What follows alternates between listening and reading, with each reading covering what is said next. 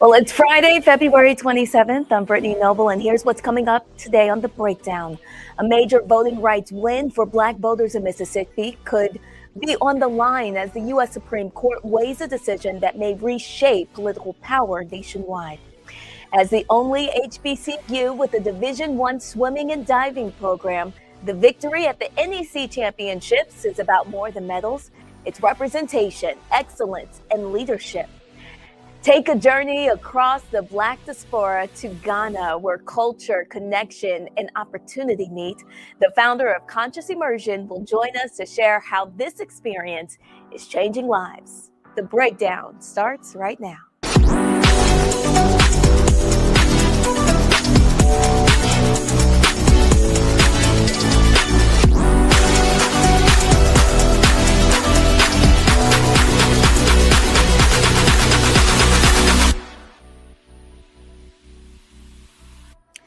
Well, today marks the second day as we celebrate the life of Reverend Jesse Jackson Sr. His body is currently lying in state at Rainbow Push Coalition on East 50th Street in Chicago today. The doors opened at 10 o'clock a.m. His body will lie in repose at South Carolina State Capitol Rotunda beginning Monday, March 2nd. Next Friday, services will be held at the House of Hope, and next Saturday, there will be a private homegoing at Rainbow Push. Jackson died last Tuesday. He was 84 years old. Well, the Trump administration is withholding more than $250 million in Medicaid funds from Minnesota due to fraud claims. The administration's crackdown comes days after President Donald Trump vowed during his State of the Union address to take an uncompromising stance on fraud. Without specifics, Trump says the matter has grown rampant across several states. Vice President J.D. Vance, along with the Centers for Medicare and Medicaid Services Administrator Mehmet Oz, announced the move on Wednesday, blaming Minnesota Governor Tim Walz for failing to adequately police the safety net program and warning the pause would continue until the state submitted an acceptable plan for targeting its misuse. In order to ensure that the state of Minnesota takes its obligations seriously to be good stewards of the American people's tax money. It's going to be $259 million of deferred payments for Medicaid to Minnesota, which we're announcing as I speak to Governor Walz and his team. We have notified the state and that we will give them the money, but we're going to hold it and only release it after they propose and act on a comprehensive corrective action plan to solve the problem. The halt to Medicaid payments for Minnesota represents just the latest effort to pressure the state over the last several months after conservatives surfaced a widespread social services fraud scheme that caught the attention of Trump and his aides. The scandal prompted the administration to surge immigration forces into the state, a weeks-long aggressive presence that led to the fatal shootings of two U.S. citizens, Renee Good and Alex Preddy. Well, Mississippi's Black voters recently won a victory that puts them on the brink of having more say over who sits on the state Supreme Court. But that win may be short-lived. In the coming months, the U.S. Supreme Court will rule on a case that could weaken or overturn key parts of the Voting Rights Act, a civil rights era law that protects the power of racial minorities to elect candidates of their choice. If the law is appended, it could radically alter the country's voting maps, a shift that would be felt heavily in Mississippi and unwind decades of progress for Black voters across the United States. Last year, federal judge Sherian Cook found that the voter map used to elect Mississippi Supreme Court justices illegally diminishes Black voting power in violation of the Voting Rights Act. She then ordered state lawmakers to redraw one of the three districts that are used to elect 9 Supreme Court justices. Later in the show, in our case You Missed It on Roland Martin Unfiltered, Roland will further explain how this possible move will impact Black voters and how we can fight back against voter oppressors. The Justice Department announces it sued 5 additional states, Utah, Oklahoma, Kentucky, West Virginia, and New Jersey, requesting that their election data be shared with the Trump administration. It comes amid the agency's push for access to voter rolls from states being controlled by Democrats. This brings the DOJ's total list to 29 states and the District of Columbia that is being sued. The Trump administration has intensified its efforts to take over elections in recent months, even though the U.S. Constitution gives states, not federal officials, the authority to run elections. Most states have their Secretary of State oversee elections. California's Secretary of State Shirley Weber is one official who is not backing down, promising to fight the Trump administration and protect voters' personal information. We're obviously in a tumultuous situation in terms of voting rights acts, those kinds of things. And in California, we've made it our business to try to open up voting to every legitimate citizen in California. The Trump administration's claims they need the voters' information to verify voting rules are accurate and secure, though they did not provide any evidence behind why they launched the lawsuits. Well, a federal jury in downtown Los Angeles has awarded $3 million to the daughter of an Air Force veteran who was unarmed when he was shot and seriously injured by Los Angeles Police Department officers in 2022. A jury found that officers were not justified in their use of deadly force against Jermaine Petit, and that shots fired against him were not necessary to defend human life. At trial, evidence showed that Petit was unarmed at the time of the altercation on July 18, 2022, but he was carrying a black metal auto part shaped like a small gun. When officers initially approached him, he showed them the car part in his hand, and one of the officers stated, "It's not a gun, bro." Petit then walked away from the officers. Despite the statement that the object was not a gun, one officer fired 2 shots at Petit from his patrol vehicle, striking him in the jaw. Another officer fired 1 shot that struck Petit in the back. Though Petit survived the shooting, he was found dead in his home in 2024, and the cause of death was undetermined. A refugee from Burma has been found dead in Buffalo, New York, days after being released from custody and dropped off at a coffee shop by U.S. Border Patrol. Police say Nurul Amin Shah Alam, a blind father of 2 who spoke limited English, was found dead Tuesday, February 24th on Perry Street. He had been reported missing after his release on February 19th. The Erie County Sheriff's Office says Border Patrol agents took custody of him after bond was posted on a reduced charges tied to a 2025 arrest. Customs and Border Protection says agents gave him a courtesy ride to Tim Hortons near his last known address and that he showed no signs of distress. The Erie County Medical Examiner ruled his death health-related with exposure and homicide ruled out. Buffalo's Mayor Sean Ryan is calling the death preventable and is demanding answers as this investigation continues. Well, the United States is seeing a sharp rise in measles cases this year. New data from the U.S. Centers for Disease Control and Prevention shows more than 1,100 infections reported so far, already 6 times higher than what's typical for an entire year. Health officials warn that the virus can be serious. About 1 in every 1,000 infected children may develop a dangerous swelling of the brain. More than 80% of cases are among children and teens, with about 1 in 4 infections in kids under 5. Last year, the U.S. recorded nearly 2,300 measles cases.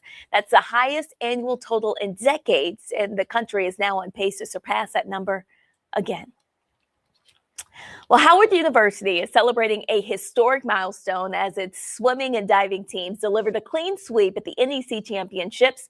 It took place in Geneva, Ohio. The men secured back-to-back championships, while the women captured their first in program history. In addition to winning both team championships, the Bison earned impressive individual honors. In a Facebook post, Howard University said, "As the only HBCU with a Division I swimming and diving program, this moment goes beyond medals. It's representation, excellence, and proof that Bison show up to compete and to lead." Well, did you miss last night's episode of Roland Martin Unfiltered? No worries. We have you covered on the other side of the break. Stay with us. You're watching The Breakdown. And remember, for more news headlines and in-depth coverage 24 hours a day, please visit the Black Star Network. We are your source for stories that matter to our community. We'll be right back. You're watching The Breakdown with Brittany Noble on the Black Star Network.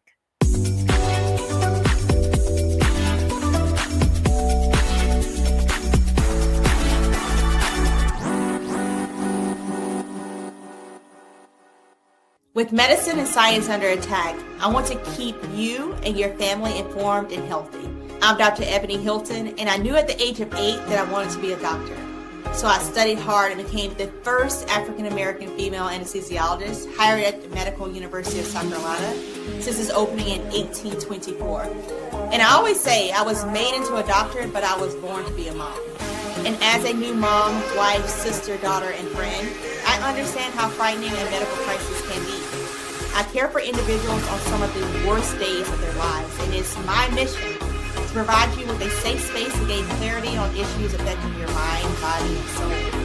I recognize that there are health disparities, particularly as it pertains to race, and I want to help bridge the gap between you and your healthcare providers. Join me every Thursday for Second Opinion on the Black Star Network, where each week I'll invite experts from various medical fields to share the latest health news. We'll discuss topics such as the vaccine debate, mental and sexual health, medical bias, infertility, menopause, andropause, nutrition, and aging. Together with my medical colleagues, we aim to provide you with a second opinion. Don't miss it, Thursdays only on the Black Star Network.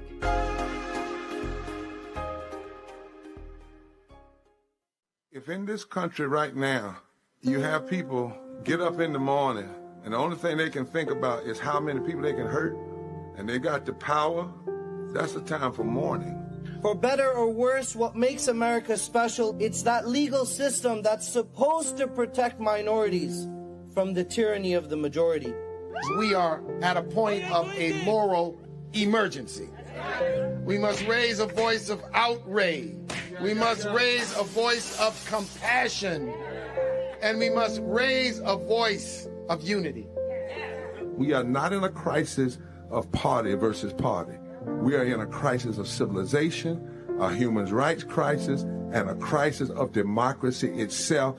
And guess what? You've been chosen to make sure that those that would destroy, those that would hate, don't have the final say, and they don't ultimately win.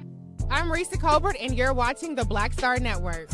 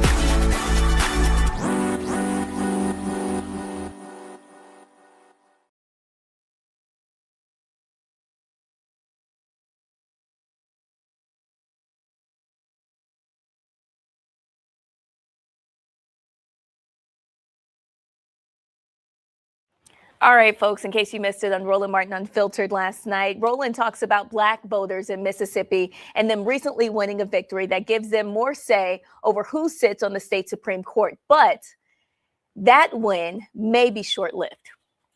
Something is happening right now that we warned everybody was going to take place, and that is Donald Trump and his minions were going to do all they could to steal the election. For the last 6 years, all Donald Trump has done is complain about the 2020 election, saying that it was stolen. Now, keep in mind, other Republicans ran and won. Democrats ran and won, but somehow he was the only person who was impacted by the election. All he has done is yell, rig, rig, rig. Now what we have are some 17 individuals who are now coming forward to claim that China interfered in the 2020 election. So as a result, Donald Trump should receive emergency powers to increase executive oversight of the 2026 midterm elections. They literally are saying that Trump could use the National Emergencies Act to intervene in state-led voting procedures. They argue these drastic measures are necessary to ensure what they call election integrity. Constitutional experts warn that such an action would face immediate and serious challenges in the federal court system. But these folks, they do not care. They are scared to death. Donald Trump said to Republicans last month that you guys got to hold onto the House. If you don't, they're going to impeach me for a third time. He is scared to death of being impeached. Well, if you didn't do anything wrong, why are you scared to get impeached? Because you know you've done some corrupt things since you've been in power. And so that's what we have going on here. My panel, Dr. Greg Carr, Department of Afro-American Studies, Howard University out of Washington, D.C. Reese Colbert, host of the Reese Colbert Show on Sirius XM Radio out of Washington, D.C. as well. Glad to have both of you here. Greg, listen, you went to law school, you understand the law, and these folks are down and dirty. They're nasty. They're despicable. And what they are trying to do, this action right here, is all about how can they steal the midterms. He's scared to lose the House and lose the Senate because then he can't pass anything if Democrats control one or both of those chambers. If Democrats control the Senate, they then determine his nominees getting approved. They determine if there's even going to be hearings for federal judges and Supreme Court judges. And so to have 17 of his supporters now floating the possibility of taking over the election, it shows you how desperate and corrupt these people are. Yes, sir. Absolutely. You know, I like what Ilhan Omar is referring to him as President Majnoon, an Arabic word meaning evil, mad, or fanatic. But as you say, I'm looking at the Democracy Now! Report that just dropped a few minutes ago, and he's got all these election deniers in place. This guy, Peter Ticknen, who was the attorney for Tina Peters, we remember, of course, in Colorado, who was trying to throw out the vote, and she's serving a 9-year sentence. He's the one saying, you know, they're going to try to evoke, as you said, the National Emergencies Act and the International Emergency Economic Powers Act. You know, Russell Vought is somewhere around in this, and of course, Steve Bannon filtering around. But they're going to fail. And I'll tell you why they're going to fail, because even though you've got the complete people in the bag for him, like Clarence Thomas, Sam Alito, clearly John Roberts, who we heard in passing Trump refer to during the State of the Union, when he talked about voter ID, he said, we got to do something, John, we can't let it happen. Who are you talking to? You're talking to John Roberts. But the lower courts are clearly pushing back. I think now this is where the acid test is going to reveal that there are people, regardless of their political affiliation, that are not going to allow this madman, this Majnoon, to run over all the laws in the United States. I'm optimistic that this is just not going to come to pass. Well, but here's the thing for me, Reese, and when we were sitting here trying to warn people about this thug being back in power, we kept trying to tell people this is the stuff that they would try to do, what the kind of action they would try to take. And there were a lot of black people and others saying, well, listen, I don't think they're going to go that far. And I'm like, guys, y'all don't understand. These folks do not care about the law. They do not care about the Constitution. They care about power. And so in this Washington Post story, you have these individuals. It's a 17-page executive order where they want to nationalize the elections. And Peter Ticknen, who Greg was talking about, he said, quote, we have a situation where the president is aware that there are foreign interests that are interfering in our election processes, and that the president has to be able to deal with it, including by banning mail-in ballots and inserting voting machines. Really? Are y'all serious? And so here's the problem here, Reese. I recall the 2016 election when intelligence services went to President Obama and Mitch McConnell and congressional leaders and said foreign actors are trying to interfere in the election. McConnell objected to Obama publicly coming out until after the election, and Obama did. Obama should have told Mitch McConnell to go to hell. Then, of course, we saw, and Trump, they say, oh, no, y'all kept saying Russia, Russia, Russia. Oh, it didn't exist. It didn't exist. They kept trying to deflect to China and North Korea and Iran and others. And so then you had a Senate report that actually detailed foreign interference. Senator Marco Rubio was one of the people who was on the panel where they wrote the report. He becomes Secretary of State and act like the report never even existed. These people are liars. They do not care about the Constitution. And I'm telling you, they are going to try to make this thing happen. This is not a bluff. They will try to make it happen, because if they can get away with stealing the election, they absolutely will try. Well, yeah, Donald Trump ran and he said, just vote for me and you'll never have to vote for me again. That's what he said. Oh, no, I'm not. Can you hear me? Yeah. Okay, yeah. Maybe Roland can't hear me. But, okay, guys, Reese, okay. hold on one second. Reese, hold on one second. Guys, Reese, hold on. Reese is talking, guys. I can't hear her. So I need y'all to fix that. I can't hear Reese. So, Reese, go ahead and talk. Control room, y'all fix the audio so I can hear. Reese, go ahead. Now I can hear you. Go. Well, so Donald Trump, when he ran in 2024, he told an audience, just vote for me once, you'll never have to vote again. And so he's already stated what the intentions are, is to lie, cheat, and steal. Every single accusation from this administration is a confession. And so should we be able to successfully make it through the midterms without them lying, cheating, and stealing to the point to where they hold the majority, the first order of business of Democrats needs to be to investigate the 2024 elections. Because if you're saying that it's possible that it happened in the 2020 elections, then goddamn it, I guess it's possible that it happened in 2024 as well. Because what the hell would stop them if they didn't want Donald Trump's ass in there? Why is he sitting in there right now? Or maybe other people like Vladimir Putin or other actors did want Donald Trump in here, and that's why he's sitting in office. And so we can't just disregard what they're saying, because usually they're doing the exact same things they're accusing the other side of doing. And so this is really important. And it is a pretext that they're using to try to steal these elections. And I'll also add, I remember when Andrew Gillum ran in 2020, no, I guess it was 2018. And there was, I'm pretty sure it was a black woman in Miami-Dade who talked about election interference in that race. And so that was never investigated, because unfortunately Democrats are too busy half the time. And I know that he wasn't president, Democrats weren't president then, but Democrats have taken the posture that what Donald Trump is saying isn't even possible, because they want to try to engender faith in the election system. Clearly there are some vulnerabilities here, but I have every single bit of assurance that any vulnerabilities are being exploited by Republicans for the benefit of Republicans. So what we need to know is that we have to get far beyond cheating distance. Whatever they do, we have to come back 10 times harder so that it is impossible to deny the will of the American people. Oh, absolutely. I mean, what has to happen, Greg, I think about the movie Remember the Titans, when it said, Herman, leave no doubt. I mean, we have to what we were, who did we have on the show the other day?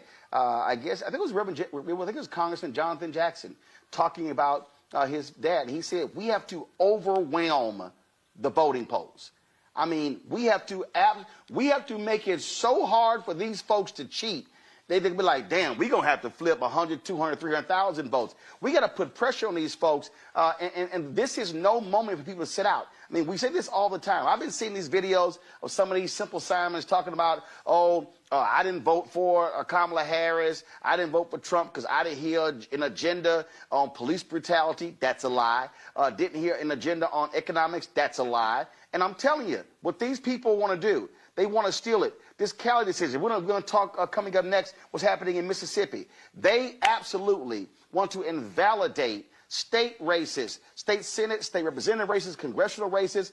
People need to understand, if there's a national emergency, it is a national black emergency. Black people need to understand that there is an all-out assault to completely roll us back to pre-1964 Civil Rights Act, 65 Voting Rights Act, 68 Fair Housing Act days. And if these Republicans had their way, they would undo, and we already know they're trying to challenge the 14th Amendment, they will undo the 3 Reconstruction Amendments that were passed by the radical Republicans.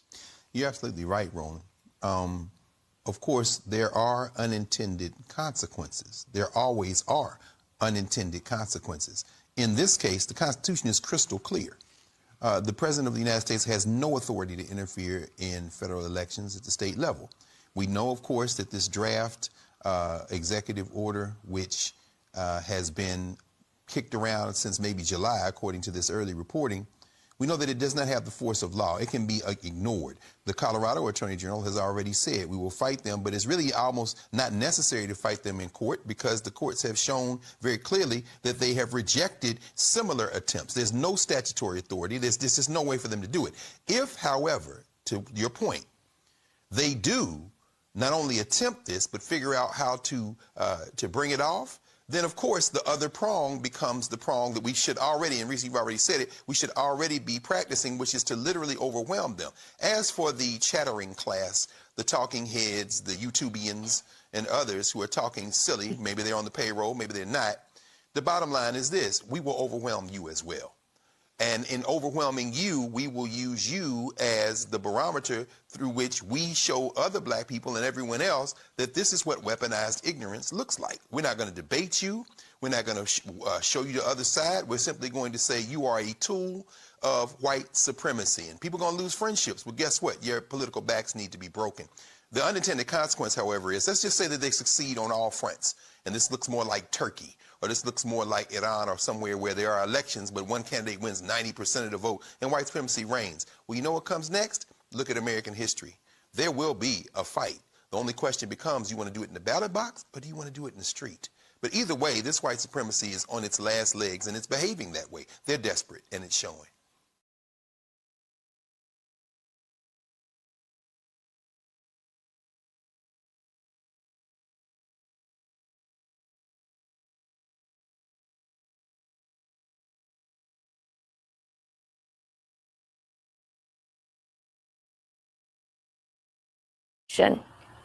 Well, coming up on The Breakdown, the powerful conversation about reconnecting with heritage and building opportunity abroad. We're joined by Dr. Isaac Aday, founder and CEO of Conscious Immersion, to talk about why more people across the diaspora are turning to Ghana for connection, culture, and collaboration. Stay with us. You're watching The Breakdown. Plus, have you come across a news story that deserves national attention? We certainly want to hear from you. Would you please submit a comment to us?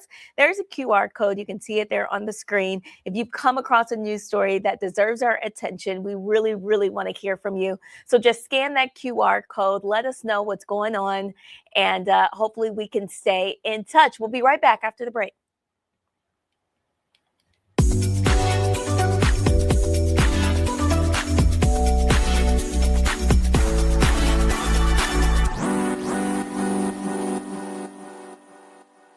They said the quiet part out loud.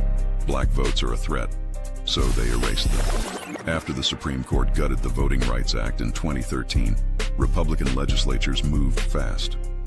New voter ID laws, polling place shutdowns, purges of black voters from the rolls. Trump's Justice Department didn't stop it, they joined in.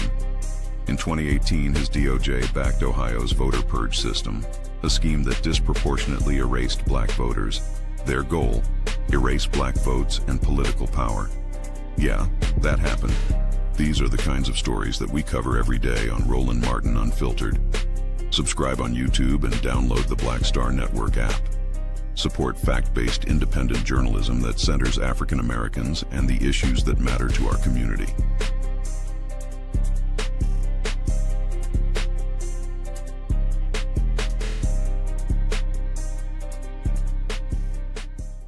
If in this country right now, you have people get up in the morning and the only thing they can think about is how many people they can hurt, and they got the power, that's the time for mourning. For better or worse, what makes America special, it's that legal system that's supposed to protect minorities from the tyranny of the majority. We are at a point of a moral emergency. We must raise a voice of outrage. We must raise a voice of compassion. And we must raise a voice of unity. We are not in a crisis of party versus party. We are in a crisis of civilization, a human rights crisis, and a crisis of democracy itself. And guess what? You've been chosen to make sure that those that would destroy, those that would hate, don't have the final say, and they don't ultimately win. What's happening? This is your man, Motown recording artist Kim. You are watching the Black Star Network.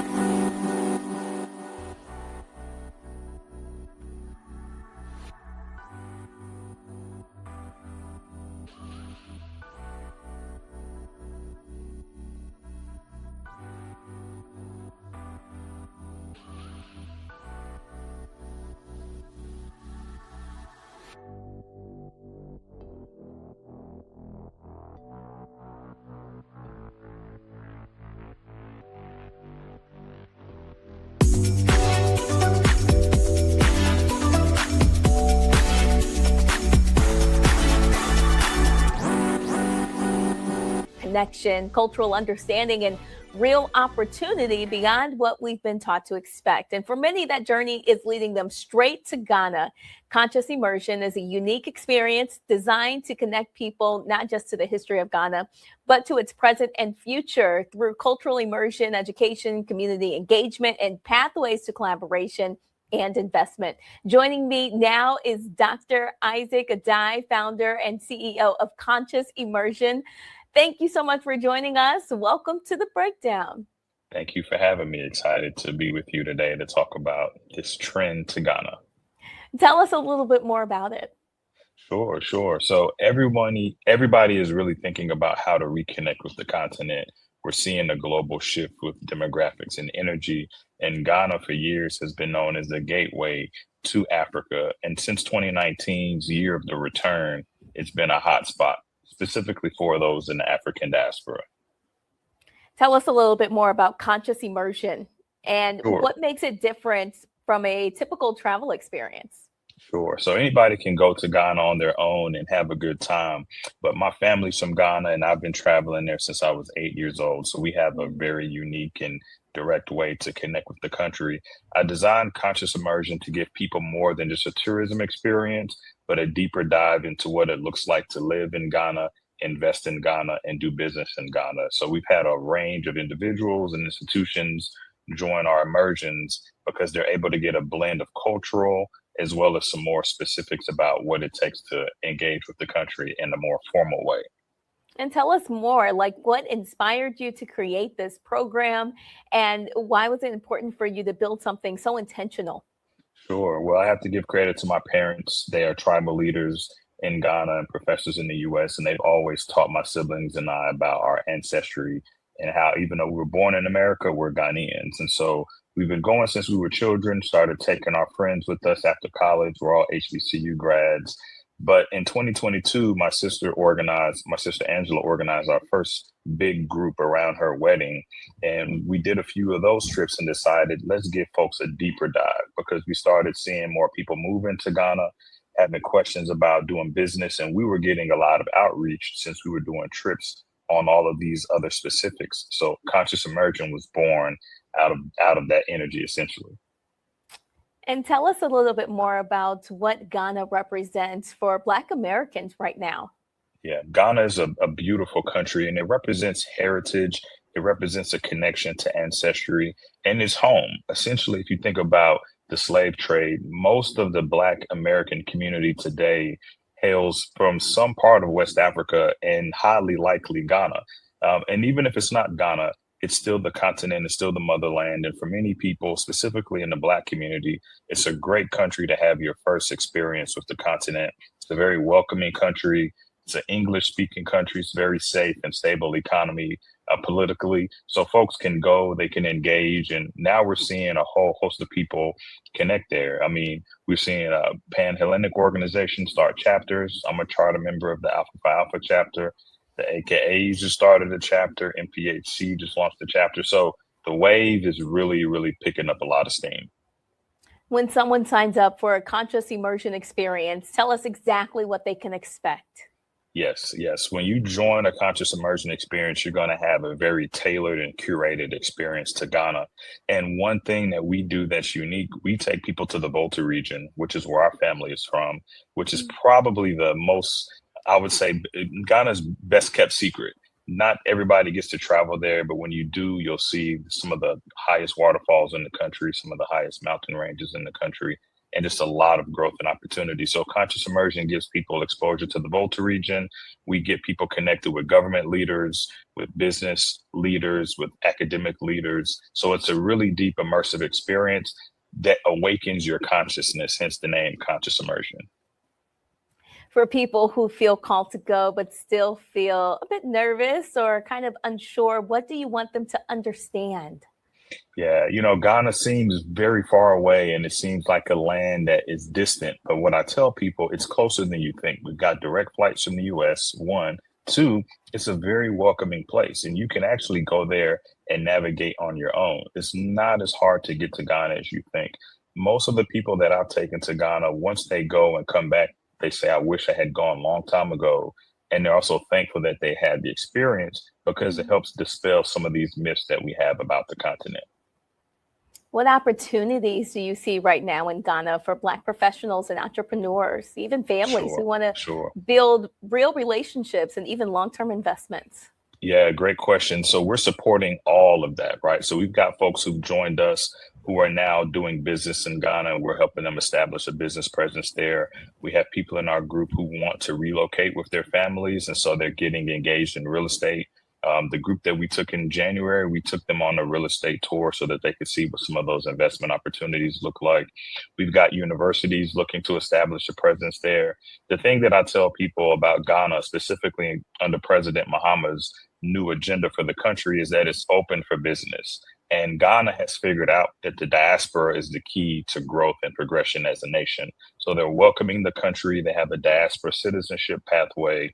If you're an entrepreneur thinking about investing, real estate obviously is a hot opportunity there, but fintech is growing. There are opportunities to revolutionize the healthcare landscape. And then Ghana is focused on processing more agricultural goods in country. So agro-processing and manufacturing are also investment opportunities, in addition to mining. So we help people identify these opportunities and engage by giving them a first introduction to the country and then helping them see people on the ground who are from the Black American community living and thriving and showing them what's possible. And tell us more about the impact that you have seen firsthand on people that have been a part of these immersions. How has it impacted them personally, mentally, even spiritually? Yeah, I think the spiritual transformation is one of the most profound. When people go to Ghana, they embrace this awakening of sorts. And that's why I use the phrase conscious. You're going to go to a country and see a predominant population of people that look just like you. That's the first thing that shocks people. It's like, wow, this is a place where we are, where we're in leadership and where we're driving what's happening. The spiritual connection is there. We take people to Cape Coast to visit the slave castles and to go to the last bath. And that connection hits home for people because it helps them understand that their ancestors walked these lands and were taken away to another country to build, but we're still the same people. We still have the same ancestry and DNA within us. And so Ghana is home. And when I take people there, they realize, wow, this has been kept from me my entire life. I wish I had known about this. And thankfully to my parents, we've been able to have those experiences since we were children. And tell us about the next trip. Sure. So our next trip is in May, and this one is focused on education. So we're going to be hosting a group of HBCU students, including students from Tennessee State University, but we'll also have K through 12 and university leaders joining us for an immersion tied to the eLearning Africa Conference. So that's what we have coming up next. We're putting a lot of work into getting folks prepped for that trip. We'll do additional trips in the summer and later in the fall. And we're now starting to curate some bespoke experiences for organizations that are reaching out. So we do a little bit of both. Fantastic. How can people connect with you and learn more about Conscious Immersion? Sure. Visit consciousimmersion.com, or you can follow me on any social media platform, Isaac Adai, PhD. Please reach out. I'd love to hear from you. Our team does a great job of building these connections. We partner with the Onyx Group and folks on the ground in Ghana to help cement what it means to travel back home, but not just to go as a tourist, but to go and actually connect and build roots. So we'd love to help you have that experience. Dr. Isaac Adai, founder and CEO of Conscious Immersion, thank you so much for joining us on The Breakdown. Brittany, thank you for having me. Absolutely.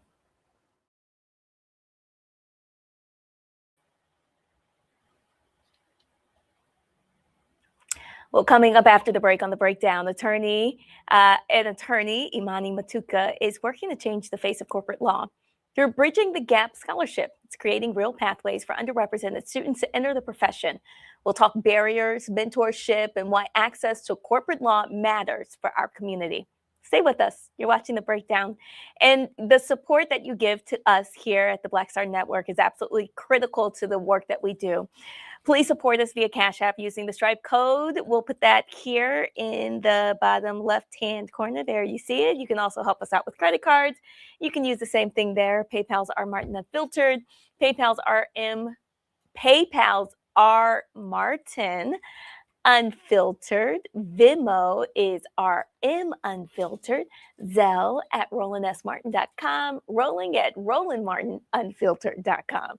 If you're old school, you could send checks and money orders, all payable to Roland Martin Unfiltered, P.O. Box 57196 in Washington, D.C. 20037-0196. Our goal is to raise $1 million by December 31st, and so we really appreciate your support. We'll see you after the break. Stay with us.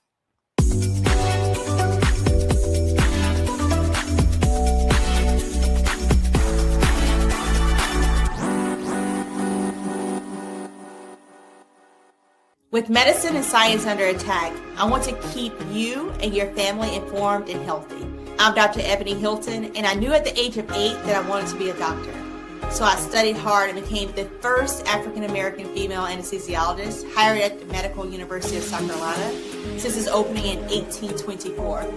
And I always say I was made into a doctor, but I was born to be a mom. And as a new mom, wife, sister, daughter, and friend, I understand how frightening a medical crisis can be. I care for individuals on some of the worst days of their lives, and it's my mission to provide you with a safe space to gain clarity on issues affecting your mind, body, and soul. I recognize that there are health disparities, particularly as it pertains to race, and I want to help bridge the gap between you and your healthcare providers. Join me every Thursday for Second Opinion on the Black Star Network, where each week I'll invite experts from various medical fields to share the latest health news. We'll discuss topics such as the vaccine debate, mental and sexual health, medical bias, infertility, menopause, andropause, nutrition, and aging. Together with my medical colleagues, we aim to provide you with a second opinion. Don't miss it, Thursdays only on the Black Star Network.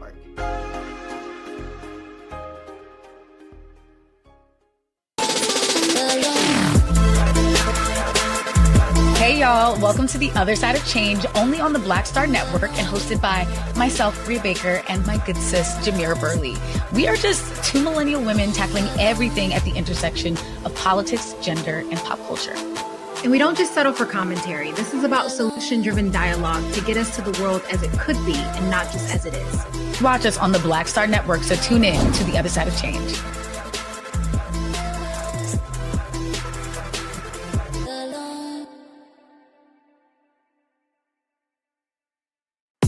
Folks, Black Star Network is here. Hold no punches. I'm real revolutionary right now. Support this man, Black media. He makes sure that our stories are told.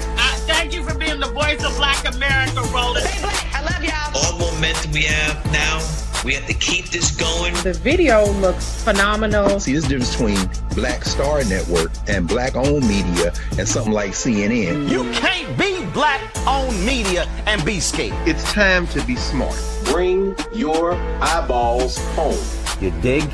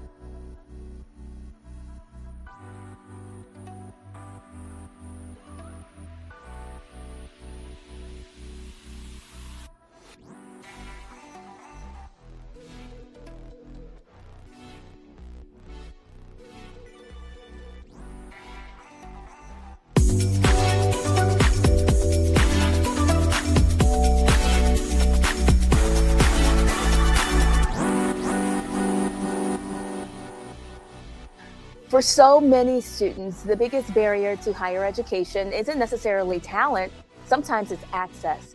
And for first-generation students, students from working-class families, or students trying to break cycles of hardship, the gap between being accepted into college and actually being able to afford it can sometimes feel impossible. Our guest today is working to close that gap. Let's welcome attorney Imani Matuka, the founder of Bridging the Gap Scholarship, an initiative designed to help students move forward when finances and resources and opportunities stand in the way. Thank you so much for joining us. Thank you so much for having me. So tell us a little bit about your story, Imani. Now you're an attorney. Yes. Tell us what it took for you to get to that level. Sure. So I actually come from a family of attorneys. My mother is a litigator. I have an aunt who went the corporate big law route. I have an uncle who does insurance defense. So the question was never, are you going to law school? It was more so when. I matriculated through North Carolina A&T, Aggie Pride. And then I graduated in 2018 and then went to Washington University School of Law. Where I graduated in 2021. And immediately after graduation, I started at an international law firm in Dallas. And I just recently moved from that firm to start the Dallas office of Ma'atuka Al-Hidi Imkis, opening the Dallas office of a firm managed by my mother, Shayla Ma'atuka.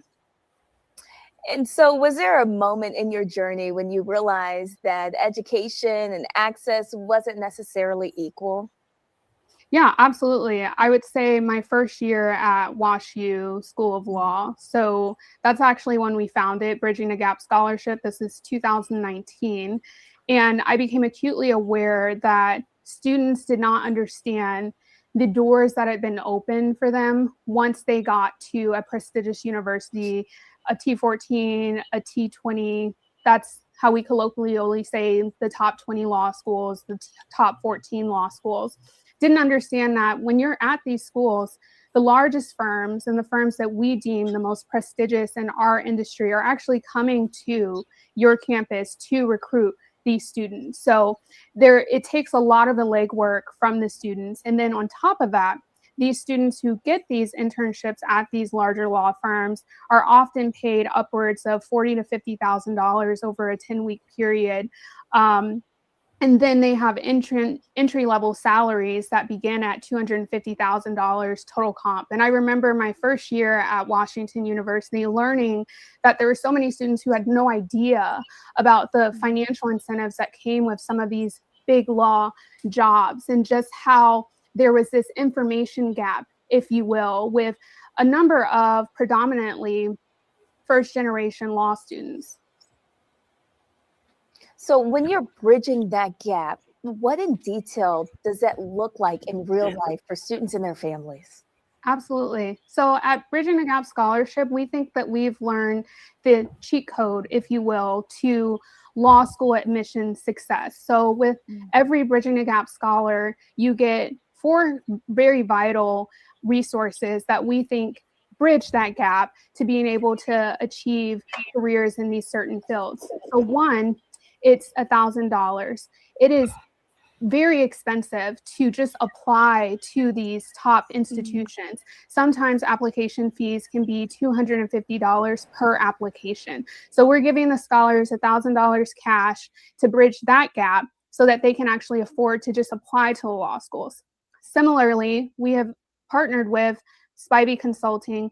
Spivey Consulting is a consulting firm that specializes in law school admissions process, helping students with, their personal statement, other ancillary statements that you might have to draft in order to seek admission to these law schools. We've also partnered with Blueprint, which is the top or leading LSAT preparatory course. And so all of our BTG scholars are able to get a Blueprint course to then learn how to master the LSAT, which is the admissions exam that you need to take before you actually seek admission to a law school. And then last, we've also partnered with Barbary Law Preview. Barbary Law Preview is an organization that focuses on basically giving law students a boot camp, if you will, learning all the tips and tricks that you need to be successful in that first semester of law school, because we found that that is the most vital semester of law school, because those grades impact your ability to get that employment that is so coveted. Imani, that sounds amazing. Who is this scholarship really designed to serve? Maybe what types of students are you hoping will apply for this? Well, it's exactly what you kind of defined earlier. It's those first generation law students. It's those students who have put in all the hard work, and for no other reason but for a lack of resources, they're unable to get to the next level. I was a benefactor of outstanding circumstances. I came from a family of lawyers. I had people very close to me who went the big law route, who could guide me and tell me, this is how you make yourself more attractive. This is what you need to do at this stage. There are so many students who just do not have this information, and that's where Bridging the Gap comes in. And so tell us, the Bridging the Gap Scholarship, how does it help students stay in school and succeed? Well, one of the things, and I'd say a strong pillar of Bridging the Gap Scholarship, and one I failed to mention, is that all of our scholars get mentorship from our board. And I've found that, being able to pick up the phone to an attorney who is heavily invested in your success makes the world of a difference. I mean, we have watched scholars, just thinking about our first class in 2019, who did amazing, by the way, went to WashU, Cornell, Georgetown, Penn Law.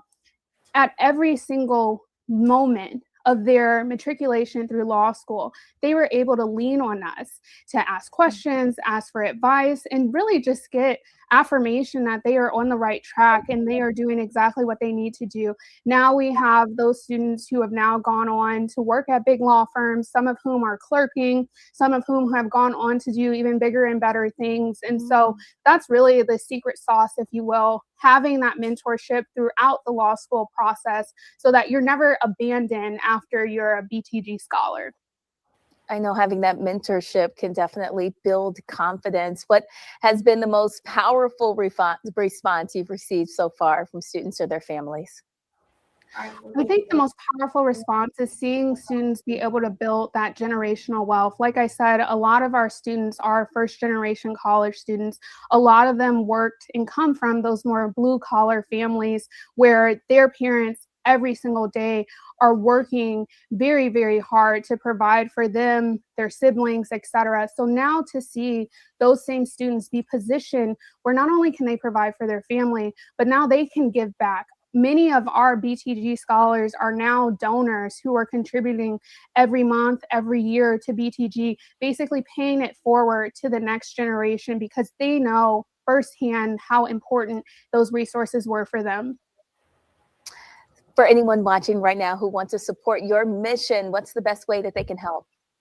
Go to bridgingthegapscholarship.com. You can make a donation. And for students who are interested in applying to the program, our applications close on February 15th, and you can also apply on that website as well. All right, February 15th, that's the deadline. Finally, what do you want students watching to know if they feel like they are carrying the weight of their dreams alone? That they can accomplish anything that they put their minds to. And there are people out there in the world who are looking to give them a helping hand. All they need to do is find it.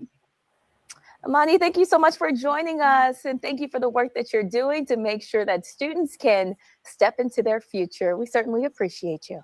Thank you so much for having me.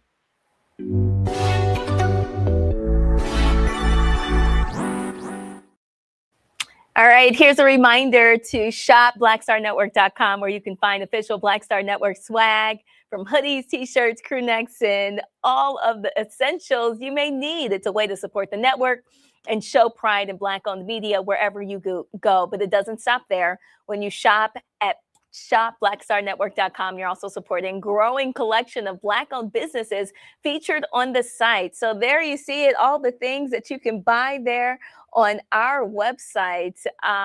This is just a way to support those Black-owned brands that are doing incredible work and keep our money circulating in our community. So shop blackstarnetwork.com. That's going to do it for us today on The Breakdown. Thank you for spending part of your day with us. Be sure to keep the conversation going online. We also want to hear from you. Please feel free to send us your questions, story ideas. We just want to know what's happening in your community. And do not forget, we'll be back again here on Monday with more news, more context, and more voices that matter.